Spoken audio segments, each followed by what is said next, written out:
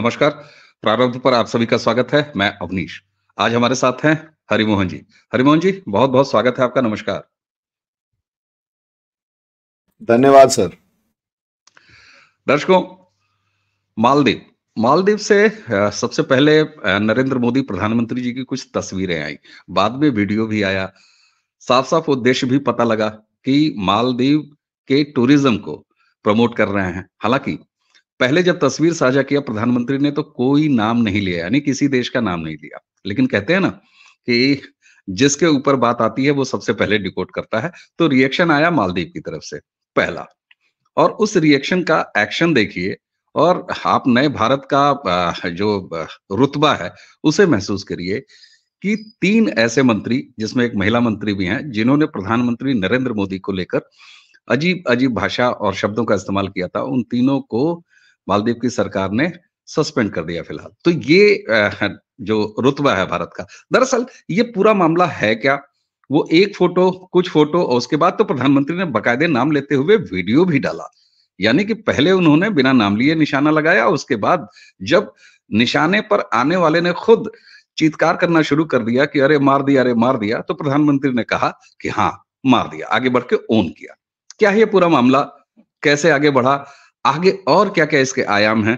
हरिमोहन जी, शुरुआत आपसे। क्या है ये सब कुछ? भैया थैंक यू। आज आपने फिर मुझे मौका दिया यहाँ आकर आपके दर्शकों से बात करने का, उसके लिए बहुत बहुत धन्यवाद। भैया असलियत में मामला ये है कि जियो पॉलिटिक्स है ये सारी की सारी जियो पॉलिटिक्स इस तरीके से है कि जो ये तस्वीरें हमारी अभी स्क्रीन पर दिखाई दे रही हैं ये असलियत में बहुत बाद का खेल है, बहुत बाद का। असलियत में इससे पहले बहुत ज़्यादा कुछ चेंज हो चुका है, या यूं कहें बहुत ज़्यादा सी चीज़ें जो हैं वो घटित हो चुकी हैं। बस हम लोग उसे इस फेज तक ये मालदीव्स वाले ले आए, हमने इसमें कुछ नहीं किया। हमारे प्रधानमंत्री बहुत तरीके से इसे समझ रहे थे। हमारे यहाँ चाणक्य नीति में एक बहुत शांति से एक तरीका बताया जाता है। एक तरीका ये है साम दाम दंड भेद। पहले हम समझाएंगे। देखिए, मेरे पड़ोस में कोई ऐसा काम नहीं होना चाहिए जिससे मेरे हितों को नुकसान पहुंचे, और उसके लिए मेरे सबसे पहली आदत होनी चाहिए कि मैं अपने पड़ोस में अगर सबसे ज़्यादा शक्तिशाली हूँ, सबसे बड़ा हूँ, सबसे शक्तिशाली हूँ, तो अपने पड़ोस को एक साथ रख के चलना मेरी एक प्राथमिकता होगी। लेकिन क्या अकेली मेरी जिम्मेदारी होगी प्राथमिकता में कि मैं ही सबको एक साथ लेके चलूं? तो आंसर है नहीं। असलियत में मेरे पड़ोसियों को भी समझना पड़ेगा कि मेरे हित कहाँ हैं, और बहुत सारी जगह उनको भी कॉम्प्रोमाइज करना पड़ेगा, बहुत सी जगह मुझे कॉम्प्रोमाइज करना पड़ेगा। भाई भाई वाली सिचुएशन में आगे बढ़ना पड़ेगा। क्योंकि देखिए, अगर हमारे मोहल्ले के अंदर दूसरी शक्तियां आकर ताकतवर तरीके से एक दूसरे हमारे पड़ोसियों के घर में घुसना शुरू कर देती हैं, तो वो तो बर्बाद होंगे ही, मेरे हित तो असुरक्षित होंगे ही, मुझ पर तो दबाव पड़ेगा ही पड़ेगा, लेकिन साथ में मेरे जो दुश्मन हैं उनके ऊपर भी दबाव पड़ेगा। मैं इस स्लाइड को थोड़ा बाद में दिखाना चाहूंगा भैया, अगर है ना अलाउ करें तो मैं गूगल मैप यहां दिखा रहा हूं। एक बार मेरी स्क्रीन को अलाउ करें अपने इसके ऊपर शेयर करने के लिए। इसमें क्या है, मैंने स्क्रीन शेयर की है भैया।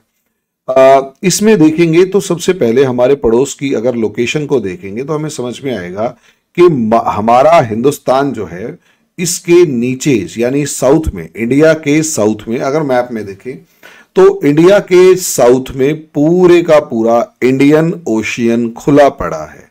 लेकिन ये सिर्फ दिखाई दे रहा है कि इंडियन ओशियन खुला पड़ा है, लेकिन असलियत में इंडियन ओशियन खुला नहीं पड़ा। वास्तव में यहाँ छोटे छोटे बहुत सारे आइलैंड्स हैं जो कि हिंदुस्तान के पड़ोसी कहलाते हैं। इनमें भले ही एक श्रीलंका है, लेकिन श्रीलंका से भी छोटा एक बहुत ही 5 लाख किलोमीटर स्क्वायर वाला एक इलाका, जो किसी टाइम पर, यस बिल्कुल, जो किसी टाइम पर श्रीलंका का ही हिस्सा होता था, मालदीव्स, वो मौजूद है।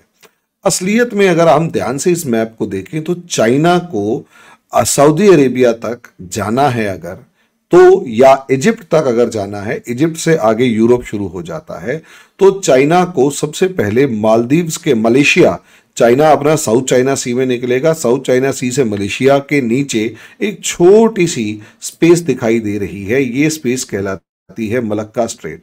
अगर मैं स्क्रीन पर ध्यान से दिखा पा रहा हूं तो सिंगापुर और मलेशिया के बीच में एक छोटा सा समुद्री किनारा है जिसे मलक्का स्ट्रेट कहते हैं। असलियत में चाइना को इस मलक्का स्ट्रेट से ही निकलकर आना पड़ता है तब। और लेकिन समस्या ये है कि जैसे ही ये मलक्का स्ट्रेट से निकलता है, अंडमान निकोबार आइलैंड्स बाहर नजर आते हैं और इस अंडमान निकोबार आइलैंड्स में इंडियन नेवी बहुत ज्यादा स्ट्रांग है। कल को अगर चाइना और इंडिया की कुछ लड़ाई होती है, किसी भी तरीके का एक समस्या उत्पन्न होती है, तो इंडिया अगर यहां इस मलक्का स्ट्रेट को रोककर खड़ा हो जाए और चाइना के शिप्स को ना जाने दे, जैसे अभी रेड सी के अंदर हुतियों ने सारे ट्रैफिक को जाम कर रखा है सऊदी अरेबिया, रेड सी और अल गल्फ ऑफ अदन वाले मामले में, तो अंदाजा लगाकर देख सकते हैं चारों तरफ त्राहिमाम मच जाएगा चाइना के अंदर।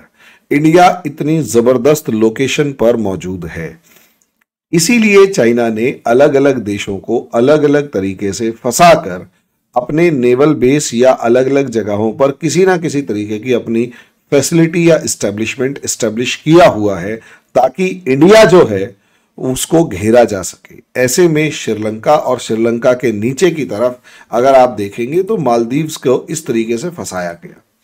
शुरू में मालदीव्स प्रो इंडिया था, अब्दुल गयूम वगैरह की सरकार बहुत आराम से प्रो इंडिया थी, लेकिन धीरे धीरे जैसे जैसे काम ये हुआ कि प्रो इंडिया से ये कहीं ना कहीं एंटी इंडिया होते इसलिए चलेगा। और ऐसा नहीं है टोटली एंटी इंडिया है सर, शुरुआत में मतलब अब पहले क्या था, पूरा मालदीव सिर्फ प्रो इंडिया था, लेकिन अब प्रॉब्लम ये आई कि वहां पर डोमेस्टिक पॉलिटिक्स की वजह से आधा मालदीव प्रो इंडिया है, आधा मालदीव एंटी इंडिया है, यानी पॉलिटिकल पार्टीज दो पार्ट्स में डिवाइड हो चुकी हैं, प्रो इंडिया और एंटी इंडिया। और ये जो प्रो इंडिया और एंटी इंडिया वाले कंसेप्ट हैं, इसी में दो पार्ट्स में डिवाइड होने की वजह से अभी इस टाइम पर प्रॉब्लम्स आ रही हैं। जैसे एक ग्रुप मोहम्मद नशीद का और अब्दुल्ला सालेह का है, ये दोनों प्रो इंडिया हैं। वहीं अगर आप देखें अब्दुल्ला यमीन और अभी जो प्रेजेंट है मुइज़्ज़ू, ये जो हैं वो एंटी इंडिया माइंडसेट के हैं। देखिए डोमेस्टिकली प्रॉब्लम यही आती, मतलब हम अगर राजनीति को देखें तो कभी डोमेस्टिकली किसी के और सरकार सिर्फ जियो पॉलिटिक्स के नाम पे इलेक्शन नहीं जीत सकती, उसे लोकल लेवल की फैसिलिटी, लोकल लेवल पर भी बहुत सारे काम करने होते हैं। और समस्या सबसे बड़ी ये होती है कि लोकल लेवल पर काम करने की वजह से, लोकल लेवल पे काम करके आप जितना मर्जी कर लें, आप बहुत ज़्यादा सा संतुष्ट नहीं कर सकते। जैसे अगर आज हम अपने मोदी सरकार को भी देखें तो मोदी सरकार को अगर ये समझाना ये पड़ जाए कि हमने आप लोगों के लिए रोजगार विकसित किए, तो यकीन मानो इनको पसीने छूट जाएंगे, लेकिन ये बता नहीं पाएंगे, रोजगार समझा नहीं पाएंगे। भले ही इन्होंने 2 करोड़ की जगह 10 करोड़ रोजगार बना दिए हों, लेकिन एक आदमी जो है उसका माइंडसेट ये होता है कि साहब मेरे को 15,000 रुपए की नौकरी करनी पड़ रही है, लेकिन मैं 50,000 रुपए का बंदा हूं।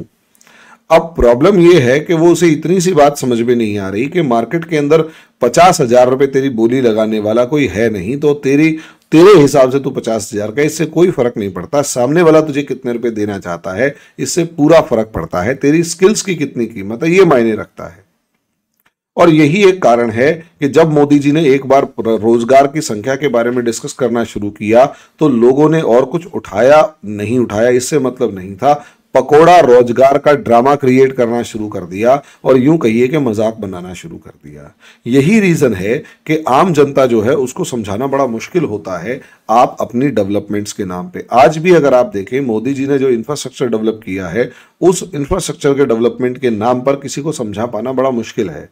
जबकि अगर मैं दिल्ली से लखनऊ जाता हूं, या लखनऊ, चलो दिल्ली और लखनऊ वाले का क्रेडिट तो मायावती और अखिलेश यादव को जाता है, लेकिन लखनऊ से लेकर गोरखपुर तक का जितना भी क्रेडिट है वो किसको जाएगा? बुंदेलखंड एक्सप्रेस का क्रेडिट किसको जाएगा? ये आप सोच कर देखिए। उसके बाद दिल्ली से लेकर जम्मू तक का जो क्रेडिट है वो किसको जाएगा? अमृतसर तक का क्रेडिट है वो किसको जाएगा?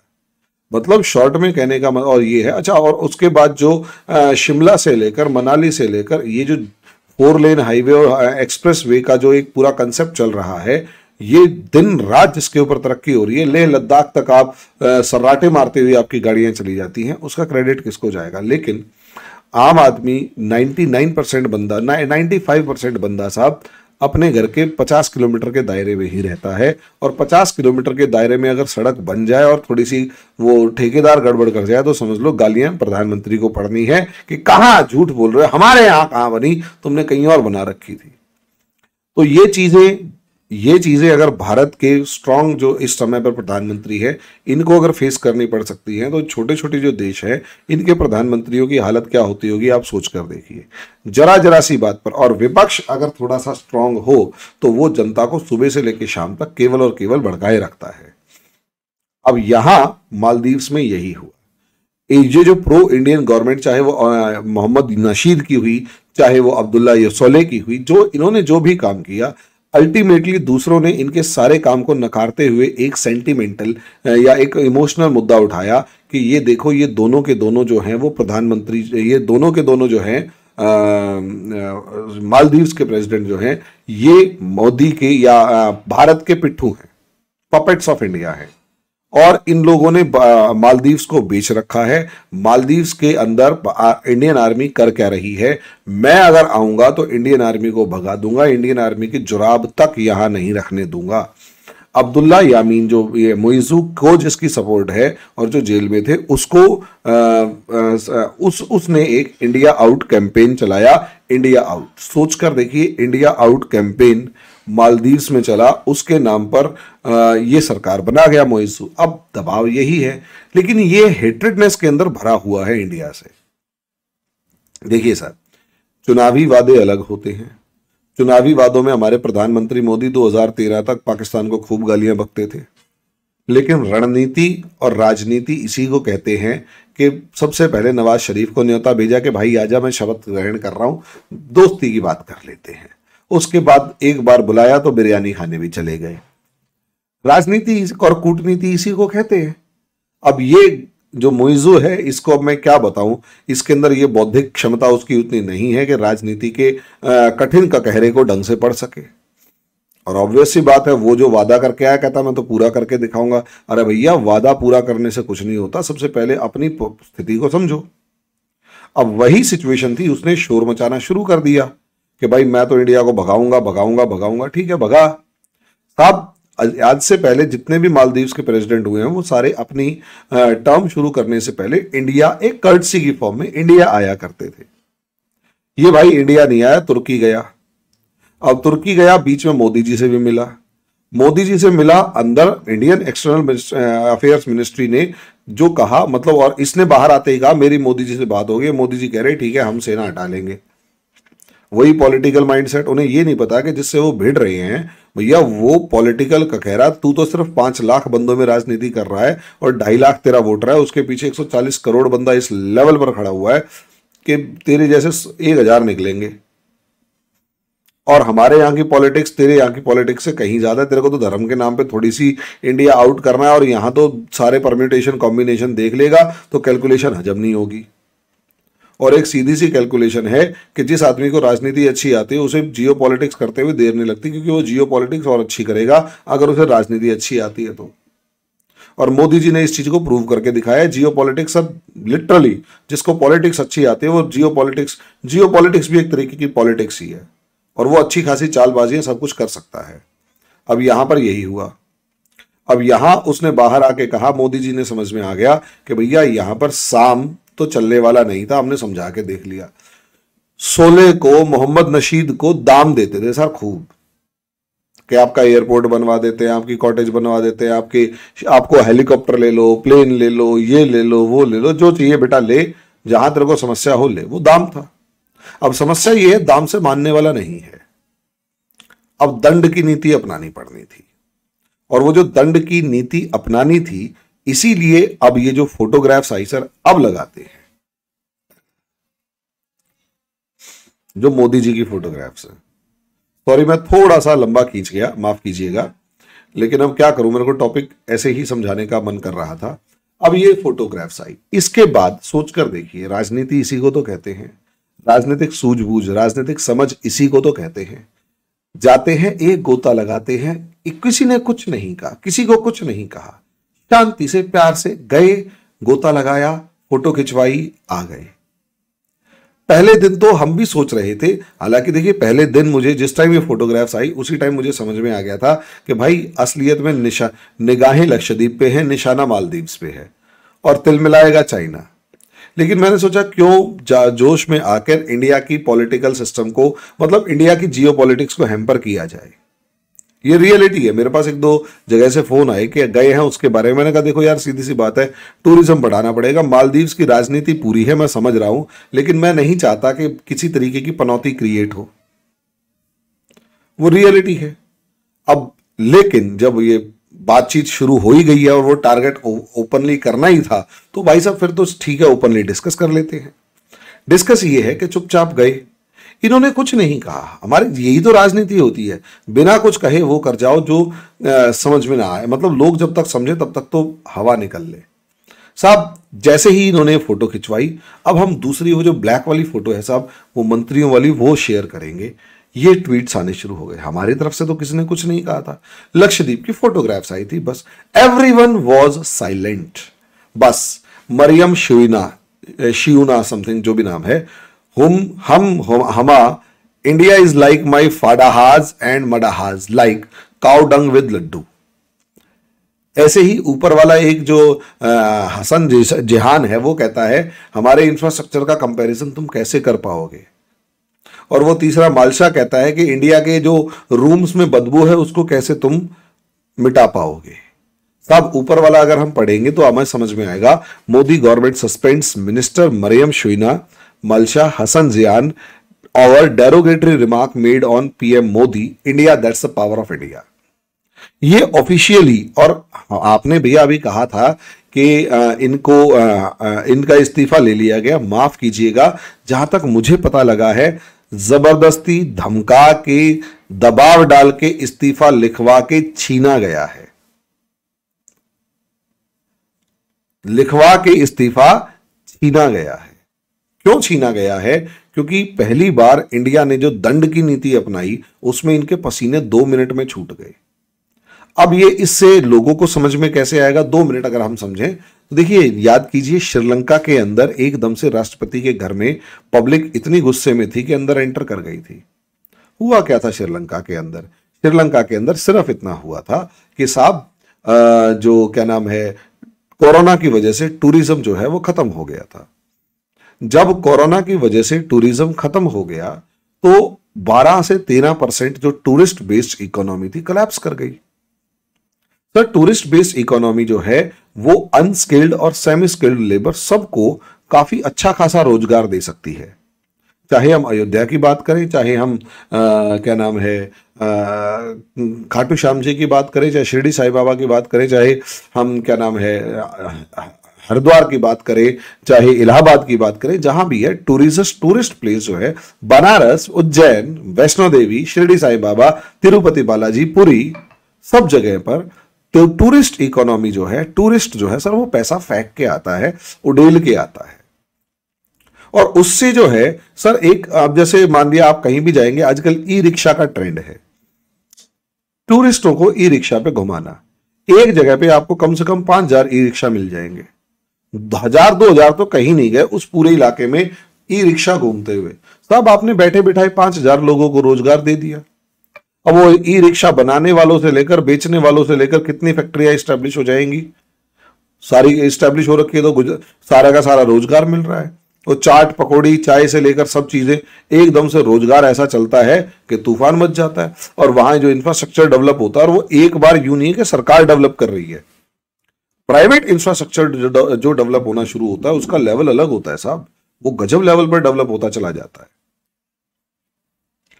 तो ये चीज जो है एकदम से जब ये जो क्या नाम है कोरोना की वजह से टूरिस्ट बंद हुए, एकदम से आप श्रीलंका का हाल देख लीजिए।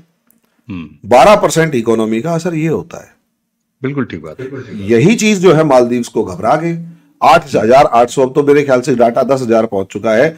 इंडियंस तो इंडियंस हैं। अब भाई सीधी सी बात है, जब तक उन्हें समझ में नहीं आ रहा था कि ठीक है यार, हमारे प्रधानमंत्री जी कह रहे हैं कि लक्षद्वीप अगली बार लक्षद्वीप चले जाएंगे, क्योंकि लोगों को जियो पॉलिटिक्स की समझ तो होती नहीं है।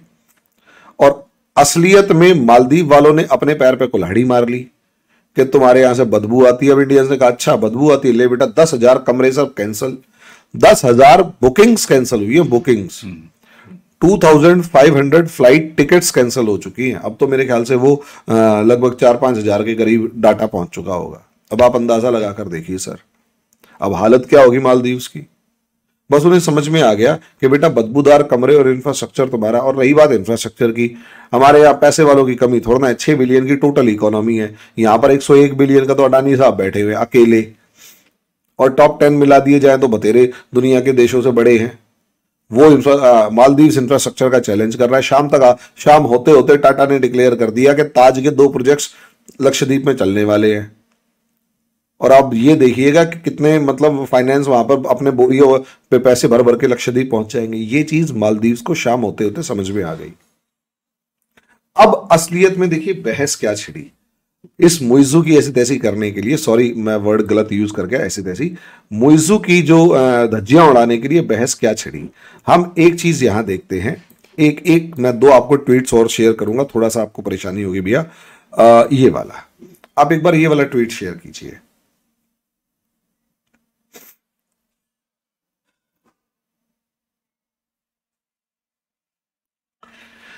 यहां देखेंगे, अगर हम दोनों को पढ़ लेंगे, ये थोड़ा अगर बड़ा करते हैं तो ज्यादा बेहतर रहेगा।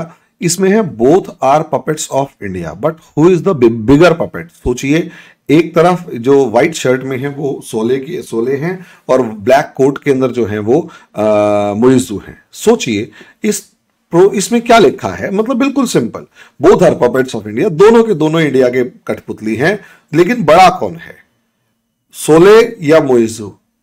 आई थिंक ये हसन कुर्सी कह रहे हैं, आई थिंक मुइज़्ज़ू, क्योंकि पहली बार ऐसा हुआ मुइज़्ज़ू के अंदर मुइज़्ज़ू के लोगों को इंडिया से डर के निकाला गया ताकि इंडिया खुश हो जाए। ये चीज जब किसी भी सरकार के खिलाफ ऐसे ट्वीट्स ट्रेंड होने शुरू हो जाए तो इसका सीधा मतलब है कि आपकी क्रेडिबिलिटी जो है वो काफी हद तक जा चुकी है, या यूं कहे इंडिया ने जो काम किया था वो अपने आप में एक इंपैक्ट क्रिएट कर चुका है। भैया एक और ट्वीट है, प्लीज उसे और कर दीजिए।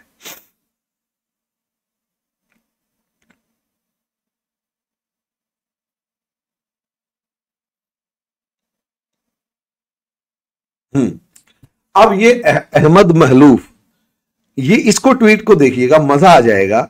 ये कल शाम से पहले, यानी कल 7 जनवरी थी, उस 7 जनवरी से पहले पहले ये ट्वीट कर दिया गया। ये अब अहमद महलूफ जो हैं ये x youth something sports minister वगैरह कुछ हैं, टूरिज्म वगैरह से भी इनका काफी लेना देना था। देखिए ये बंदा एक्स मिनिस्टर भले ही है लेकिन माफी मांग रहा है। अगर पूरा पढ़ेंगे तो साफ ये कह रहा है कि इंडिया और इंडियंस हमारे भाई भाई हैं और हमारा उनसे कोई नफरत नहीं है, कोई कुछ नहीं है। सेकंड लास्ट लाइन है, India will always remain our closest neighbour, that's the fact, we love India and Indians, they are always welcome in Maldives. भाई एक बंदा बदबू बता रहा था हमारे अंदर और गाय का गोबर और लड्डू बता रहा था। इट्स ओके, गाय हमारी माता है, हम उसके गोबर और लड्डू की बात करें, लेकिन लास्ट जो लाइन थी उसमें यही था, भाई माफ कर दो, भाई माफ कर दो। सर इसका इंपैक्ट यहां मत देखिए, इसका इंपैक्ट नेक्स्ट लेवल पर देखिएगा कि जब यहां होगा क्या कि अब मालदीव्स जो है वो आगे का, मालदीव्स के अंदर जब इकोनॉमिक इंपैक्ट पड़ना शुरू होगा तो असलियत में हो ये रहा था, हमारे यहाँ के 2.5 लाख टूरिस्ट जो वहां पर लगभग कुछ बिलियन पैसा खर्च करके आ रहे थे, वो पैसा चाइना के ब्याज के रूप में वापस चाइना जा रहा था। यानी हमारा पैसा मालदीव्स वाले लेके चाइना को ब्याज भुगता रहे थे और ऊपर से हमारे को नजरअंदाज करके 16 आइलैंड्स चाइना को पकड़ा रखे थे। सर अब मान लिया ये पैसा बंद हो जाता है, इकोनॉमिक कोलैप्स हो जाता है मालदीव्स के अंदर, टूरिस्ट इकोनॉमिक सर 15-20% या हमारे तो बल्कि 40% टूरिस्ट होते हैं। 40% किसी भी इंडस्ट्री को ब्लो पड़ने का मतलब यह है कि वो इंडस्ट्री कोलैप्स कर जाना, और अगर सबसे बड़ा कंट्रीब्यूशन यही है तो ऑब्वियस सी बात है सारा सिस्टम कोलैप्स कर जाना। अब सिस्टम अगर कोलैप्स कर जाएगा तो ऑब्वियस सी बात है कहीं ना कहीं वहां पर एक अब इंट्रोस्पेक्शन वहां की जनता करना शुरू करेगी कि how much important India is. यह है दंड का असर कि भाई इंडिया इंपॉर्टेंट क्यों है। फिर वो डिस्कस करने लगेंगे कि भाई इसलिए इंपॉर्टेंट है, इसलिए इंपॉर्टेंट है। बिल्कुल। अब जहां वो इंपॉर्टेंस अगर काउंट करने लगेंगे तो सर एंटी चाइना, अब वहां पर एक नैरेटिव दोबारा खड़ा होगा। जैसा इंडिया आउट का नैरेटिव खड़ा हुआ, वैसे अब चाइना का नैरेटिव भी तो खड़ा होगा, क्योंकि चाइना अपने ब्याज तो माफ करने वाला नहीं है। या तो सरकार चाइना का ब्याज देगी या वेलफेयर स्कीम्स पर खर्च करेगी, क्योंकि बेरोजगार लोगों को रोजगार कैसे मिलेगा। तो वहां ऑब्वियस सी बात है, नैरेटिव बहुत आराम से खड़ा हो सकता है, चाइना आउट, कि चाइना ने बर्बाद किया है हमारे को। तो जो इंडिया आउट था, एक फोटो ने उसको कन्वर्ट कर दिया चाइना आउट। और अब 2 महीने बाद या 15 दिन बाद या महीने भर बाद हम, हो सकता है इस चीज पर आप मुझे आदेश करें और मैं यहां पर आके बताऊं कि भाई देखो वो चाइना आउट इसलिए शुरू हुआ था क्योंकि हमने एक वीडियो किया था, उसमें हमने बताया था कि किस तरीके से एक फोटो ने मालदीव्स में बवाल मचा रखा है। बिल्कुल ठीक बात है। अच्छा, एक चीज तो हरिमोहन जी माननी पड़ेगी कि प्रधानमंत्री ने जो तस्वीर हम लोगों ने दिखाई, उस तस्वीर को बिना कुछ कहे उन्होंने शेयर किया।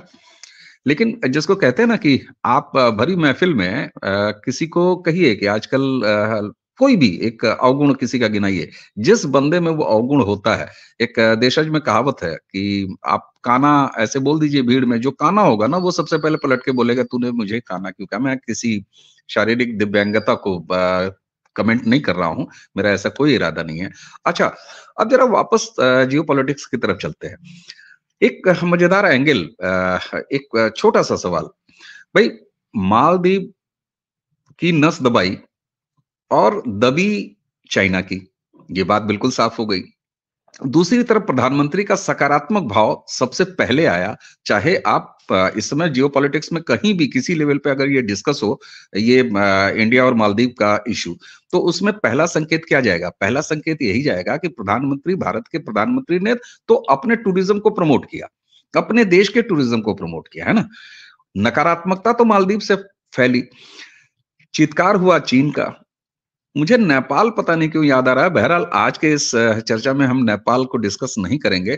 कुछ ऐसी ही स्थिति से नेपाल भी गुजर रहा है और नेपाल हमारा सांस्कृतिक रूप से मित्र रहा है। अच्छा, देश में जिस तरह से सेलिब्रिटीज ने, चाहे वो फिल्म से हों, चाहे स्पोर्ट्स से जुड़े हुए लोग हों, आप देखिए ये ऐसी वाहिद घटना है भारत में जिसमें नेता बाद में कूदे, और अभी भी नेताओं के कूदने की रफ्तार बहुत कम है, क्योंकि उनका तो मोदी विरोध से ही उनको फुर्सत नहीं है। कांग्रेस देखिए कितनी निराशाजनक तरीके से प्रधानमंत्री के उस ट्वीट, फोटोज, वीडियोस का मजाक उड़ाने में लगे हुए हैं। लेकिन जिस तरीके से स्वतः स्फूर्त, सेल्फ मोटिवेटेड सेलिब्रिटीज हमारे वो निकल के आए, और वहीं उसी के साथ जो डेटा आपने बताया, 10,000 कमरे कैंसिल हो गए, 2,500-3,000 टिकट कैंसिल हो गए, लगातार डेटा बढ़ रहा है। और इंपॉर्टेंट चीज ये कि ये तो बुक्ड कैंसिल हुए हैं, कंफर्म टिकट कैंसिल हुए हैं, बुकिंग कैंसिल हुई है। कितने लोगों ने अपनी प्लानिंग्स रोक दी होंगी, तो वो संख्या बहुत बड़ी हो जाती है। देश के समाज से इस तरह का, और सेलिब्रिटी जगत से, जिनको के ऊपर हमेशा टारगेट किया जाता है कि फलाने क्यों नहीं बोल रहा, उसका कोई ट्वीट नहीं आया, तो सोशल मीडिया का दौर है। इस माहौल को कैसे देखते हैं आप? ऐसा तो हुआ नहीं होगा कि मोदी जी ने फोन किया होगा, हेलो जरा एक वीडियो बाइट दे दो, ऐसा तो हुआ नहीं होगा। ये जो स्वतः फुर्त आया है, सेलिब्रिटीज की तरफ से आया है, और उसमें नागरिकों का सहयोग शामिल है, इतने सारे कैंसिलेशन। कैसे देखते हैं? क्या भारत अब एक, जैसे कहते हैं ना कि एक चाबी उसको मिल गई है कि कैसे इंडिया फर्स्ट के पीछे खड़े हो जाना है? भैया एक्चुअली मैं इस चीज़ को इस तरीके से बताना चाहूँगा, बल्कि मैं देखता हूँ इस तरीके से कि असलियत में मैं जो स्टूडेंट्स से डिस्कस करता हूँ तो स्टूडेंट्स कहते हैं, क्वेश्चन हमें पढ़ाना पड़ता है, what change have been taken place in our system nowadays, या एटलीस्ट फॉरेन पॉलिसी में कैसा चेंज आ गया है। तो जब मैं ये बताता हूँ तो उसमें एक बहुत सिंपल सी चीज़ समझा रहा होता हूँ कि देखिए मोदी गवर्नमेंट ने कुछ ने खास नहीं किया, पॉलिसी वही है, एटीट्यूड भी, और जो एटीट्यूड चेंज हो गया है। जो पहले हेजिटेंसी होती थी, घबराहट होती थी कि सामने वाले के सेंटिमेंट्स हर्ट ना हो जाए, अब ये कहते हैं भाड़ में गए सेंटिमेंट्स, पहले तू ये बता मेरे से तूने पंगा कैसे लिया। लड़ नहीं रहे, लेकिन टिट फॉर टैट करते हुए देर नहीं लगाते, मजबूरी में टिट फॉर टैट नहीं करते, लास्ट ऑप्शन में टिट फॉर टैट करते हैं। मजबूरी अलग होती है, लास्ट ऑप्शन एक अलग चीज है। मजबूरी में मतलब यह है कि आप खत्म होने जा रहे हैं, और यहां एक अंडर अ पॉलिसी अगर करें। दूसरा, मोदी सरकार ने एक काम और किया है, चाहे आप इसे इकोनॉमिक डेवलपमेंट का पार्ट कहें, चाहे आप इसे कॉन्फिडेंस का पार्ट कहें, मोदी सरकार ने एक जो सबसे बड़ा काम किया है इंडिया के अंदर वो ये कि जियो पॉलिटिक्स को पब्लिक डिस्कोर्स का पार्ट बना दिया। आम आदमी खुलकर, मेरे जैसा, मैं टीचर ही तो हूं, मेरी क्या औकात है वह बोलने की, ठीक है। और एक तो आम आदमी को पब्लिक डिस्कोर्स का, पहले तो एक्सपर्ट्स बात करते थे टीवी के ऊपर, तो वो जो उनको हम सुनते थे लिटरली, उनसे आज भी हम उनसे सीखते हैं। लेकिन हमारे जैसों की, तो मेरी तो खैर कोई औकात नहीं, और हमारे को अगर यहां पर आके लोग सुनने लग गए, इसका मतलब लोग इंटरनेशनल रिलेशंस और जियो पॉलिटिक्स में इंटरेस्ट ले रहे हैं। रही सही कसर हमारे इस सस्ते डाटा ने पूरी कर दी कि साहब अब वो मोबाइल के ऊपर, एक तो सबके पास मोबाइल आ गया, तो ऑब्वियस सी बात है हर कोई अब वीडियो बनाना चालू कर चुका है, तो अपने ओपिनियन रख रहा है। गलत है सही है वो तो अब जनता देख रही होती है, लेकिन हाँ ये है, आना शुरू हो गया। जो मेन स्ट्रीम मीडिया है उसके पैरेलली बहुत सारे दूसरे मीडिया सेल्फ, जो जैसे कहते हैं ना, मेड मीडिया खड़े हो गए हैं। उसमें से एक चैनल आपका भी है, एक छोटा सा मेरा भी है। अब ये काम जो मोदी जी ने किया, तो जो पब्लिक रिएक्शन आया है वो इस वजह से बहुत तगड़ा आया है।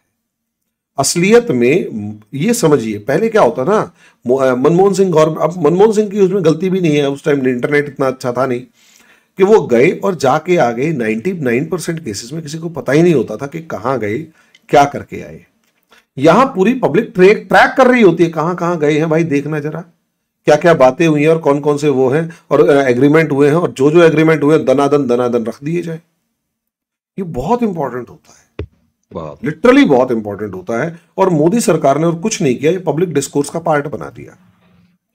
इसीलिए जरा सा पड़ोसी देश के एक मंत्री ने ट्वीट किया, काओ डंग एंड लड्डू, और उसके बाद जो पब्लिक अपसर्ज निकल के आया, उसमें सरकार को क्या करना है। सरकार ने तो अभी तक मेरे ख्याल से एक आधा छोटा मोटा कोई जवाब आ गया, सो आ गया, वरना कुछ कोई जवाब नहीं आया है जहां तक मुझे याद है। बिल्कुल बिल्कुल। और मैं आपकी बात को आगे बढ़ा के, मैंने पहले भी कहा था कि ये एक मजेदार चीज और सकारात्मक देखने को मिल रही है कि नेताजी लोग अभी स्लो स्पीड में हैं, नहीं कूद रहे, क्या सरकारी क्या विपक्ष। अब ये चीज आम जनता ने जवाब दे दी। अब मैं इसमें दो चीजों को ऐड करना चाहूंगा। एक, अभी हमने जो डिस्कस नहीं किया ना सर, वो ये है कि ये जो मुइजू है ये चाइना गया है आज उसका विजिट स्टार्ट हो रहा है 5 दिन का, यानी 12 जनवरी तक वो वहां रहेगा। पॉसिबली चाइना का एजेंट है, तो चाइना जाके वो किस तरीके से डिस्कस करेगा, इस चीज का तो कंफर्म नहीं है। क्या करने वाला था वो तो कंफर्म नहीं है, लेकिन इंडिया आउट के बाद ऑब्वियस सी बात है, अब वो सेलिब्रेट करते हुए ये सोचने वाले थे कि अब हमें आगे क्या करना है। लेकिन सर 6 तारीख को या 5 तारीख को ये फोटो आती है, और 7 तारीख तक आते आते मालदीव्स घुटनों के बल दिखाई दे जाता है। मुझे ये समझ नहीं आ रहा अब मुइज़ू 5 दिन चाइना जाके डिस्कस क्या करेगा। पॉसिबली हमारी सरकार ने समझाया होगा, अच्छे तरीके से समझाया होगा कि भाई मान जा, ठीक है छोटा मोटा कर ले, लेकिन इतना नहीं। लेकिन शायद वो बात करने को राजी नहीं है, शायद वो बात करने को राजी नहीं है। और अगर वो राजी नहीं है तो ऑब्वियस सी बात है उसको वैसे समझा दिया गया। और मजे की बात ये, आम जनता ने मोर्चा संभाला, सरकार ने कुछ नहीं किया और आम जनता ने कमर तोड़ दी। और लास्ट सर, इस आम जनता को हमारा विपक्ष नहीं समझ पा रहा, इसी चीज की इसी चीज का हमें दुख है। ये आम जनता नहीं समझ, वो विपक्ष इस आम जनता को ही तो नहीं समझ पा रहा कि भाई आम जनता को तुम मोदी विरोधी नहीं, तुम देशभक्त दिखने चाहिए। केवल मोदी विरोध से काम नहीं चलेगा, तुम्हारी एक फिलॉसफी मोदी हटाओ या मोदी विरोध है, और उस चीज से जनता को कोई फर्क नहीं पड़ रहा। उस चीज से आम प्रधानमंत्री मोदी को कोई फर्क नहीं पड़ रहा। तुम अपनी भिद पिटवा रहे हो, भिद पिटवाना एक बेइज्जती करवाना, अपनी बेइज्जती करवा रहे हो, और जनता है ना फिर तुम्हें भी लपेट जाएगी। फिर तुम कहोगे मोदी के अंधभक्त हैं, डोल अंधभक्त हैं। तो आज के दिन किसी को अंधभक्त कह दो तो वो बुरा थोड़ा ना मान रहा है, वो कह रहा है हाँ भाई हूं, क्योंकि सामने वाला कर ही इतना अच्छा रहा है तो मैं अंधभक्त हूं। बिल्कुल। ये फिलॉसफी ये इस टाइम पर चल रहा है। तो हमारा ना तो विपक्ष, और सच में मैं विपक्ष से बहुत ज्यादा दुखी हूं इस मामले में कि वो लोग रेडी नहीं है इस चीज को समझने के लिए कि भैया तुम्हारा बंटाधार हो चुका है, तुम अभी भी नहीं सुधर रहे। बिल्कुल ठीक बात है। और सर, ये न सिर्फ इस मालदीव जैसी घटनाओं में दिख रहा है, बल्कि एक सीरीज ऑफ इंसिडेंट ऐसे होते चले जा रहे हैं, चाहे वो पॉलिटिकल हैं, चाहे सोशल हैं, चाहे रिलीजियस हैं। राम मंदिर देख लीजिए ना, यहाँ तो राम से ही चुनाव लड़ने पे उतारू हो गया है विपक्ष, हैं? उसको ऐसा देखिए, ऐसा लग ही नहीं रहा माहौल, उन्होंने खुद ऐसा बना दिया है कि जैसे वो 2024 का इलेक्शन जो है, वो रामलला विराजमान से लड़ने जा रहे हैं, मोदी से नहीं। यहाँ मोदी पीछे हो गए। तो लगातार इस तरह की बातें चल रही है। इस बीच में इंटरेस्टिंग एक बात और, नेपाल मुझे बार-बार याद आ रहा है हरिमोहन जी। एस जयशंकर साहब 2 दिन के लिए नेपाल गए थे। पड़ोस में हैं, बहुत ज़्यादा हल्ला नहीं हुआ, चुपचाप गए, चले आए। और आपने जो एक बात कही थी, एटीट्यूड जो चेंज हुआ है भारत का, और उसने ये कहा है कि दुनिया की अब हमें परवाह नहीं, हमारे लिए हमारा है। ये ज़िक्र आपने हमारे पुराने डिस्कशन जो हम लोगों ने किया था, रशिया यात्रा जो जयशंकर जी की थी, वहाँ से निकल के आई कि किस तरीके से यूएस की भी नस जो है वो भारत ने जाके वहाँ दबा दिया। यानी कुल मिला के भारत, भारत प्रथम के भाव से जी रहा है। और जो सबसे बड़ी उपलब्धि, सामाजिक उपलब्धि जो मुझे दिखाई देती है, जिसको आपने भी एड्रेस किया, नोटिस किया, उसकी डिटेलिंग भी की, कि मालदीव के साथ हुए इस प्रसंग में भारत की जनता आगे-आगे चल रही है। ना हमारे विदेश मंत्रालय ने कुछ बहुत ज़्यादा इसको तवज्जो दी, ना कुछ।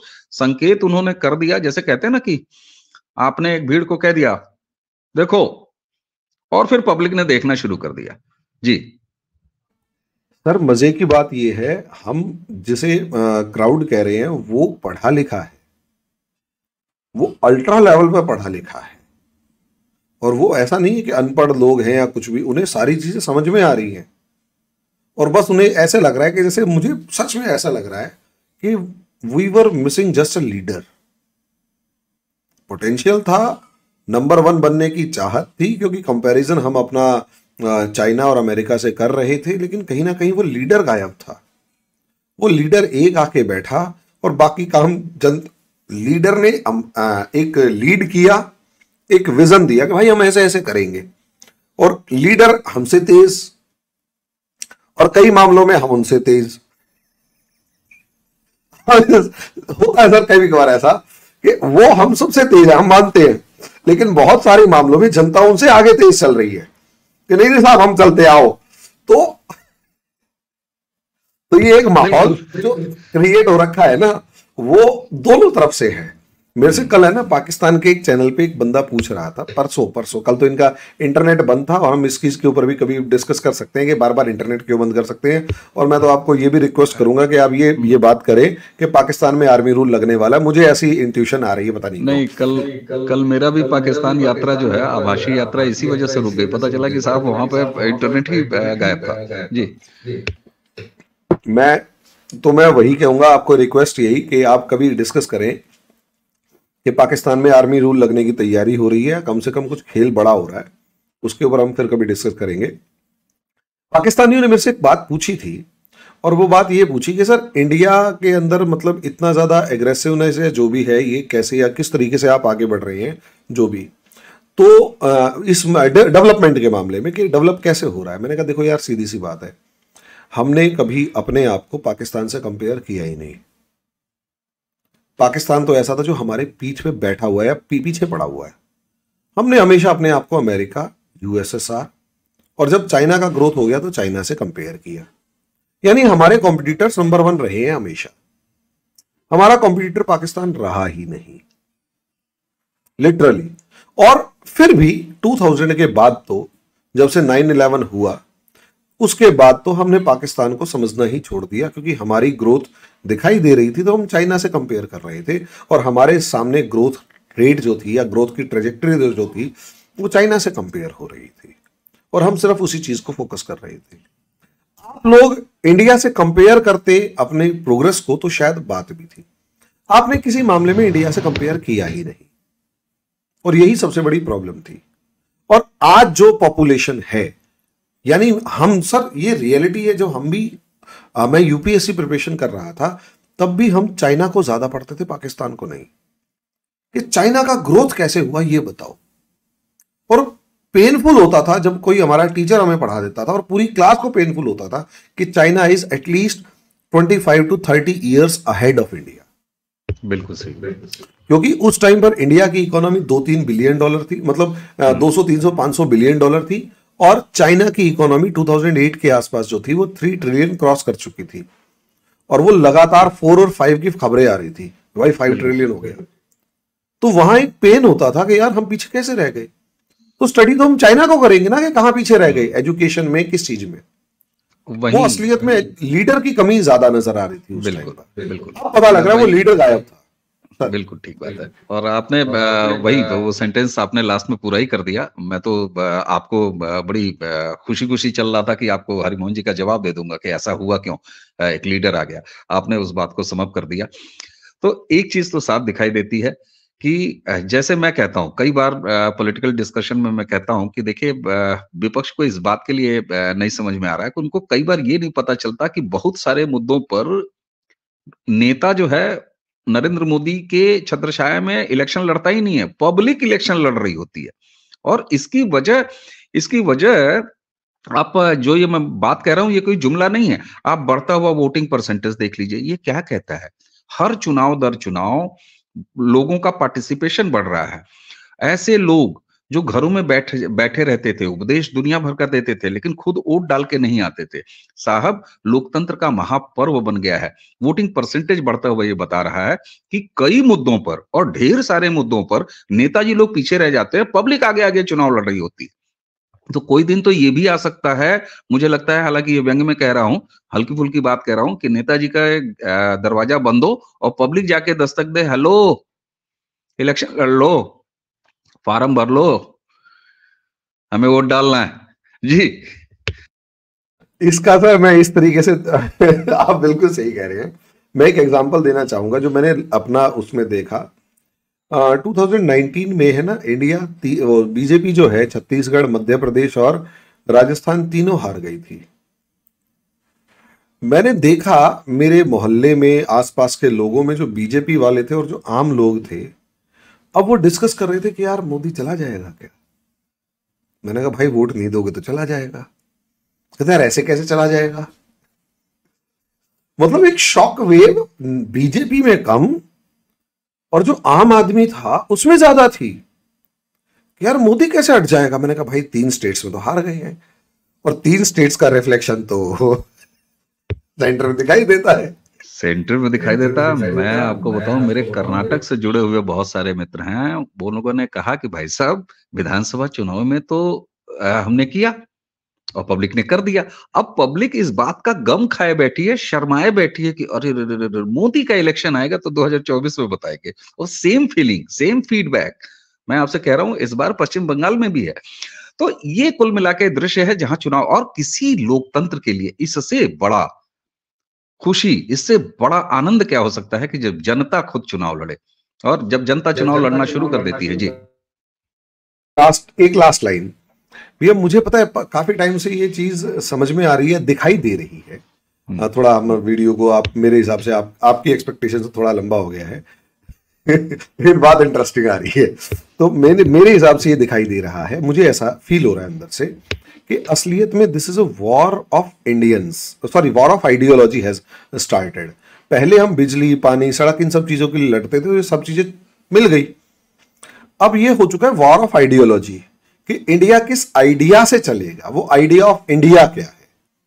और जब ये वॉर ऑफ आइडियोलॉजी चालू हो चुका है ना कि आइडिया ऑफ इंडिया क्या है, एग्जैक्टली इसी टाइम पर यही चीज होती है किसी भी कंट्री के विश्व गुरु या सुपर पावर बनने की। ये फीचर आप देखिएगा, अमेरिका के अंदर ऐसे वोट्स जो है वो पहले पड़ते थे। लिटरली चाइना ने अपनी कॉमन मासेस को जियो पॉलिटिक्स में एंटर करने ही नहीं दिया। वो उसकी सबसे बड़ी गलती थी, मैं ऐसा मानता हूं। और वो कर देता तो शायद हो सकता है कि उसके यहां डिसास्टर प्रूव हो जाता, क्योंकि सिंगल पार्टी रूल जो है वो कभी मल्टीपल आइडियोलॉजीज को झेल ही नहीं पाती। लेकिन अमेरिका को देखेंगे, अमेरिका के अंदर या ब्रिटेन के अंदर, किसी टाइम पर ब्रिटेन में जब आम पॉपुलेशन में सुपर पावर की फीलिंग थी ना, आम पॉपुलेशन में, तो वो जियो पॉलिटिक्स को देखते थे। चाहे वो ब्रिटेन हो गया, वो जियो पॉलिटिक्स के नाम पे, एक आइडियोलॉजी के नाम पे वोट करते थे। चाहे अमेरिका हो गया, जो आइडियोलॉजी के नाम पर वोट्स करते थे, जो दोनों प्रेसिडेंट जाकर खड़े होते हैं, जनता को समझाते हैं, बताते हैं कि भाई देखो इस तरीके से हमारा ये आगे का ऑब्जेक्टिव है, ठीक है, तो वो चीज इंडिया में आ चुकी है। बिल्कुल ठीक, यानी we are moving toward something like a super power. ये चीज पाकिस्तान से गायब है, और किसी भी देश में उठाकर देख लेंगे, रोटी कपड़ा मकान और इन सब चीजों से गायब है। बिल्कुल ठीक। वो इस चीज पर वोट नहीं कर रहे हैं कि मतलब आपका फ्यूचर विजन क्या है, वो इस चीज पर वोट करें भाई रोटी दे दो। ठीक, हमारे यहाँ वालों में रोटी वाला कंटेंट गायब होके अब ये डिस्कस कर रहे हैं हम सुपर पावर कैसे बने, हम सुपर पावर, हमें नंबर 1 कैसे बनना है। ये दिखाई भी दे रहा है ना, आप इलेक्शन दर इलेक्शन देखिए, फ्री बीज जो हैं वो काम नहीं कर रहा है, जातीय कार्ड जो है अगर अपोजिशन खेल रहा है तो वो काम नहीं कर रहा है, ऐसी तमाम चीजें हो रही हैं। और निश्चित रूप से अब ये कह सकते हैं कि भारत का लोकतंत्र अपने उस सुपर स्टेज में पहुंचा है जहां जनता इस लोकतंत्र को जी रही है, न सिर्फ जी रही है बल्कि उसके असली मालिक, अभी तक तो जुमलों में कहा जाता था लोकतंत्र में जनता मालिक है, अब दरअसल 2014 ऑनवर्ड्स जो भारत में राजनीति हो रही है वह एक एक आदमी राजनीति कर रहा है और एक एक व्यक्ति विदेश मंत्री बना बैठा है, विदेशी मामलों को डील कर रहा है। मतलब अवनीश शर्मा और हरिमोहन जी बैठ के पिछले 45 मिनट से भारत की विदेश नीति डिस्कस कर रहे हैं, है ना। तो ये अपने आप में भारत की उपलब्धि है। हरिमोहन जी, मुझे लगता है कि मालदीव के बहाने लक्षद्वीप तो डेवलप होगा ही, टूरिज्म डेवलप होगा ही, और अब तो मैं भी अपनी लिस्ट में लक्षद्वीप को लिख रहा हूं, दूर दूर तक सोच नहीं रहा था, लक्षद्वीप दिमाग में नहीं आता था।